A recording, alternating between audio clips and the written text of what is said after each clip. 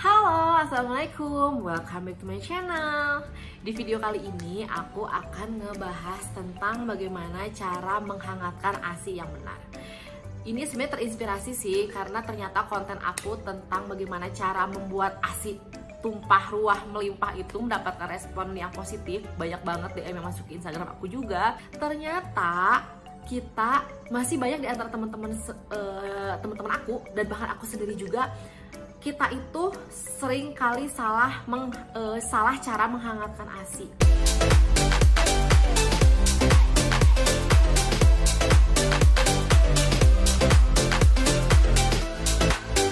Jadi ceritanya dulu awal banget aku punya ASI perah, sering banget aku tuh menghangatkan ASI tuh kayak langsung masukin ke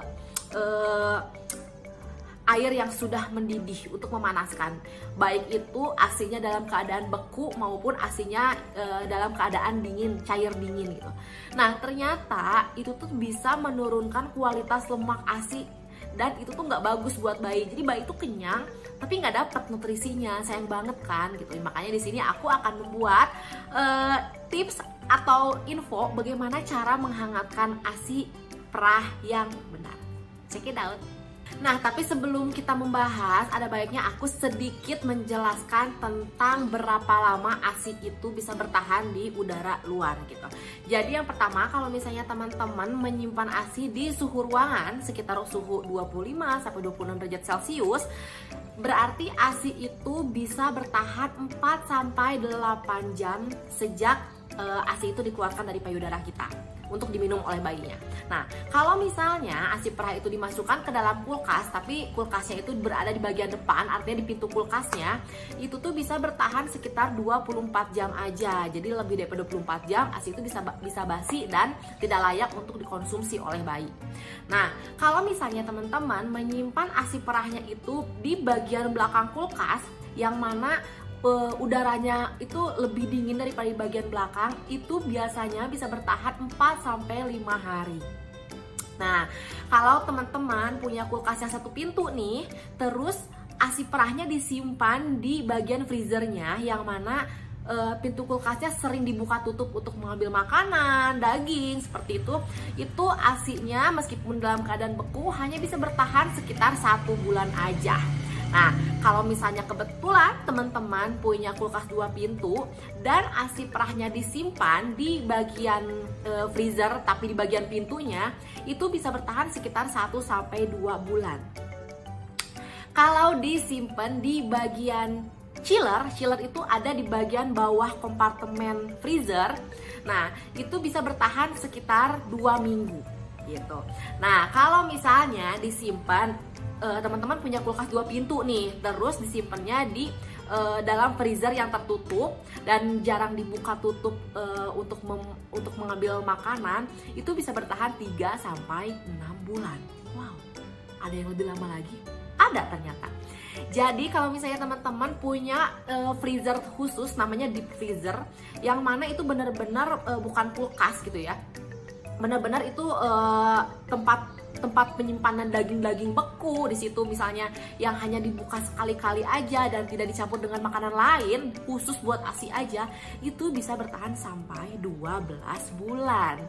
Wow, makanya perlu yang di sini digaris bawahi adalah bagaimana teman-teman bisa membuat tulisan yang rapi kapan ASI itu diperah, tanggal dan jamnya, karena itu penting banget untuk kita memilih ASI yang paling lama dikeluarkan, itu yang paling dahulu kita cairkan untuk dikonsumsi oleh bayi kita.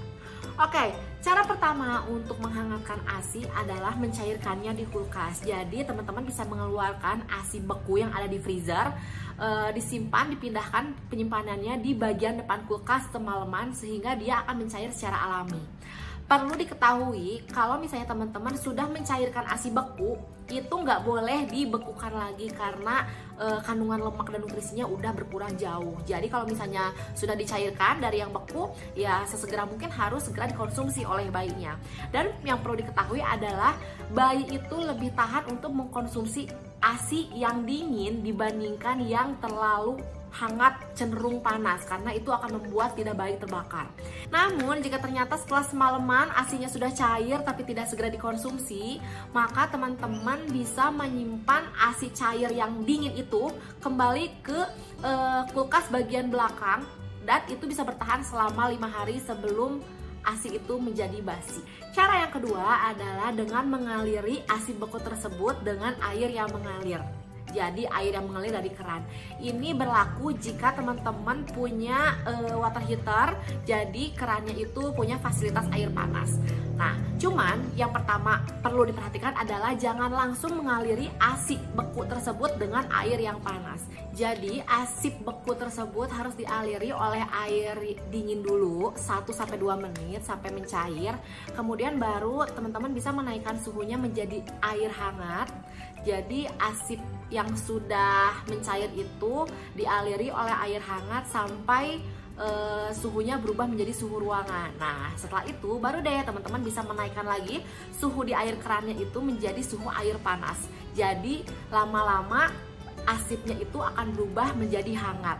Tetapi yang harus diperhatikan adalah jangan sampai air panas yang keluar dari kerannya itu terlalu panas sehingga mencapai titik didih yang ditandai dengan terlalu mengepulnya, banyak udara mengepul dari kerannya, itu tandanya airnya udah panas banget, karena itu sekali lagi bisa merusak nutrisi atau lemak yang ada di dalam ASINya. Jadi pastikan bertahap dari dingin, hangat ke panas, dan jangan sampai panasnya mencapai air mendidih. Namun kalau misalnya aku pribadi ditanya, aku tidak merekomendasikan cara yang kedua ini karena menurut aku terlalu boros sama airnya. Jadi kayak nggak ramah lingkungan aja sih gitu. Nah, makanya aku akan jelaskan di cara yang ketiga, yaitu merendamnya dengan air hangat. Jadi teman-teman bisa memanaskan air di dalam panci di atas kompor pastinya, tetapi pastikan air yang teman-teman panaskan di atas kompor itu tidak mencapai titik didih. Jadi panas tetapi tidak mendidih. Nah, setelah itu matikan kompornya, tunggu beberapa saat, kemudian teman-teman bisa memasukkan botol kaca ASI ataupun kantong ASINya ke dalam panci tersebut. Kalau misalnya keadaan ASINya itu dalam keadaan beku, maka diperlukan waktu yang jauh lebih lama. Jadi teman-teman harus sering ngecek sih. Kalau misalnya udah agak setengah cair, kan masih ada tuh biasanya bongkahan asip bekunya. Nah, itu sama teman-teman bisa dibantu untuk ditekan-tekan untuk memudahkan pencairan. Karena jangan sampai terlalu panas di bagian luar tetapi dalamnya itu masih beku, sehingga proses pemanasannya pun tidak secara keseluruhan. Nah, biasanya ASI yang terlalu lama dipanaskan bagian luarnya itu akan mengandung titik-titik cair yang panas yang akan membakar lidah bayi pada saat diminum. Nah, kalau misalnya keadaan ASINya itu dalam keadaan yang sudah cair, misalnya udah dibiarkan di depan kulkas nih semalaman dan jadi keadaannya sudah mencair, maka waktu yang dibutuhkan untuk merendam pun akan jauh lebih sedikit. Cukup 1-2 menit aja. Yang pasti jangan terlalu hangat. Jadi lebih baik hangat suam-suam kuku aja biar rasanya itu menggugah selera bayi. Karena sekali lagi aku bilang, bayi itu masih bisa menerima ketika ASINya itu dalam keadaan suhu yang dingin. Nah, dihangatkan, itu tuh gunanya untuk memberikan rasa nyaman pada lidah bayi sekaligus mengundang selera bayi untuk meminum ASI lebih banyak, karena suhu hangat itu sama dengan suhu ASI yang keluar dari payudara ibunya. Dan di sini aku mau ngasih peringatan banget sama teman-teman, jangan pernah memasukkan ASI beku atau ASI dingin dalam keadaan kompor yang masih menyala. Karena apa? Karena dulu aku beberapa kali pernah melakukan hal itu. Dan yang terjadi adalah ketika ASINya mencair dan hangat, itu tuh meninggalkan, kalau misalnya kita masukkan ke dalam botol itu, di dinding botol itu kayak menghasilkan bulir-bulir gitu loh, bulir-bulir di dinding botolnya. Nah, itu tuh sebenarnya menandakan ASI itu sudah sangat turun kualitasnya.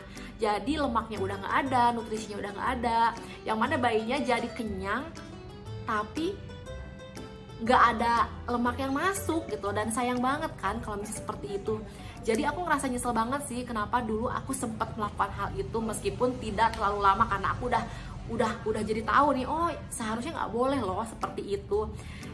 Dikatakan basi enggak, tapi nutrisinya hilang. Dan buat teman-teman yang masih suka masukin asip beku atau asip dinginnya pada saat airnya mendidih atau bahkan pada saat kompornya masih menyala, ganti caranya sekarang juga, karena nanti bayinya cuma dapat kenyang doang.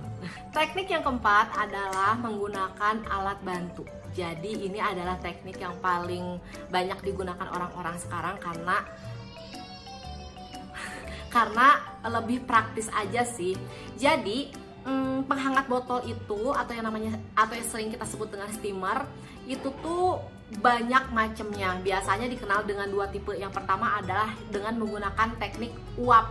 Jadi biasanya kalau yang dengan teknik uap, penghangat botolnya itu bisa kayak 3-in-1 gitu, bisa sekaligus untuk menghangatkan pasi. Kemudian juga dia bisa membuat, kalau nggak salah, membuat rebusan telur.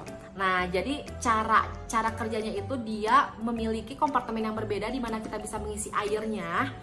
Kemudian ketika misalnya dicolokin ke listrik, air yang ada di kompartemen tersebut akan berubah menjadi panas dan akhirnya menguap dengan cepat, dan akhirnya uap panas itulah yang digunakan untuk mencairkan ASI beku itu. Nah, tapi biasanya kelemahannya tipikal yang seperti itu tuh kita tidak bisa mengendalikan timernya secara pas, karena dia 3-in-1 tadi sih, kayak memang kalau misalnya telur rebus kan harus benar-benar panas nih, uapnya harus benar-benar mendidih nih. Nah, kita benar-benar harus bisa mengatur tombol kontrolnya itu agar tidak menghasilkan uap yang terlalu panas pada saat menghangatkan susunya. Karena bisa jadi aku pernah tuh kayak menghangatkan ASI itu di tipikal yang seperti itu, dan karena aku nggak ngerti cara, maksudnya tingkat kontrolnya itu tuh tidak sedetail yang aku punya. Jadi dia itu begitu keluar suara ceklik gitu kan, yang tandanya kita sudah menghangatkan, itu tuh hasilnya tuh kayak yang masih terlalu panas gitu loh. Nah, hal itu disebabkan karena mereka itu punya kontrolnya itu kayak pilihannya menghangatkan ASI, merebus telur, atau menghangatkan makanan. Nah, mereka tidak memperhatikan, atau mungkin aku nggak tahu nih ya, tipikal penghangat ASI yang menggunakan uap, tetapi memang sudah lebih canggih daripada itu, yang dia punya spek untuk mempertanyakan volume ASI-nya, apakah sedikit, apakah banyak, dan apakah kondisi ASI-nya itu sudah dalam keadaan cair atau beku, seperti itu. Nah, yang aku tipikal penghangat yang kedua adalah dia seperti poin yang ketiga, jadi merendam dalam air hangat tetapi dia elektrik. Jadi dia udah mengatur otomatis, dan itu yang aku punya.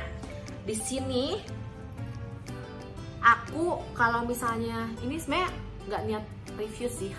Jadi yang aku pakai itu di sini dari Tommy TV. Harganya lupa, kalau nggak salah sekitar 600.000.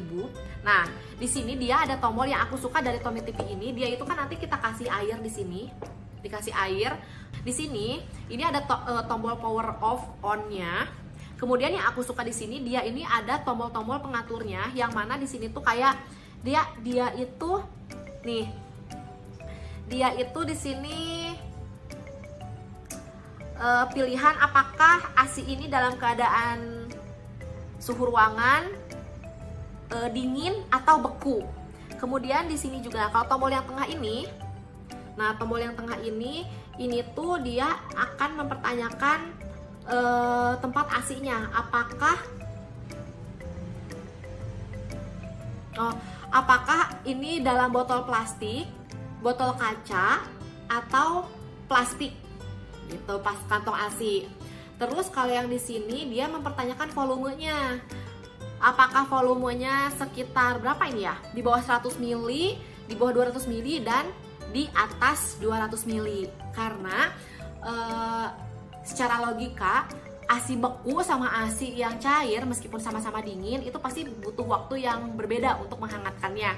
Terus juga ASI yang beku yang misalnya cuma 50 ml dengan ASI beku yang 200 ml pasti juga waktunya berbeda untuk menghangatkannya, dan dia di sini mengatur secara otomatis.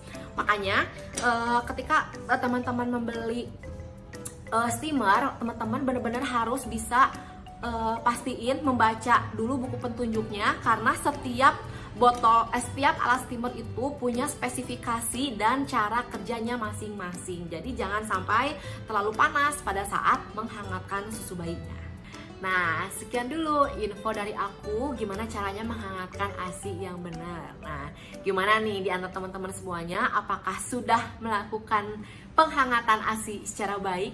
Di kolom komentar, aku pengen tahu ya, apakah teman-teman pernah punya pengalaman kayak aku yang belum tahu gimana caranya dan akhirnya menghangatkannya itu malah terlalu panas atau caranya salah sehingga malah ngasih ASI yang tidak berkualitas buat anak kita. Oke, sekian dulu, semoga video ini bermanfaat. Jangan lupa like, share, subscribe buat teman-teman yang belum subscribe agar mendapatkan notifikasi setiap aku mengupload video baru. Sampai ketemu di video selanjutnya. Assalamualaikum.